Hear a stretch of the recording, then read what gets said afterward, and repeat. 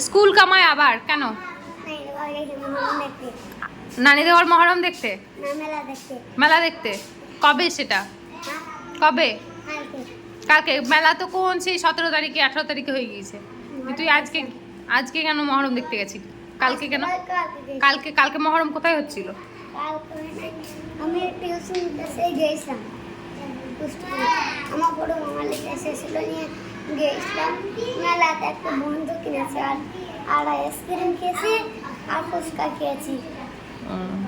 Ice cream আমার আব্বা কিনছে আর আইসক্রিম 300 টাকা কিনছে আমার জাহাঙ্গীর খান।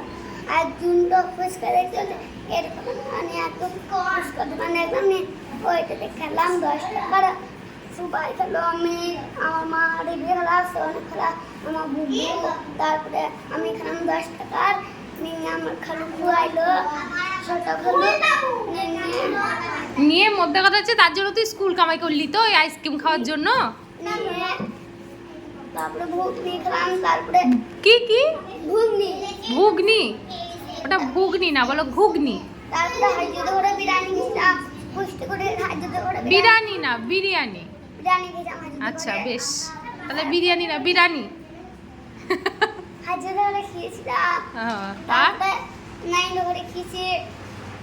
তুই বছরে 365 দিনের মধ্যে 378 দিন তো তুই নানিদের ঘরেই থাকছিস, তাহলে স্কুলের কি হবে? ওর নানিদের ঘর পড়ে আসছে, তুই কেন এতবার করে নানির ঘর যাবি? তো মায়ের নাম কি? শেফালি। আর তোর আব্বার নাম কি? গিয়াস। শুধু গিয়াস? আর সাথে কি আছে? গিয়াস গিয়াসে। বেশ।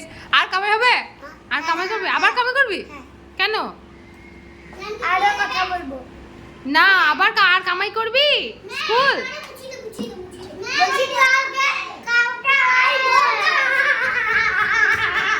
কেন?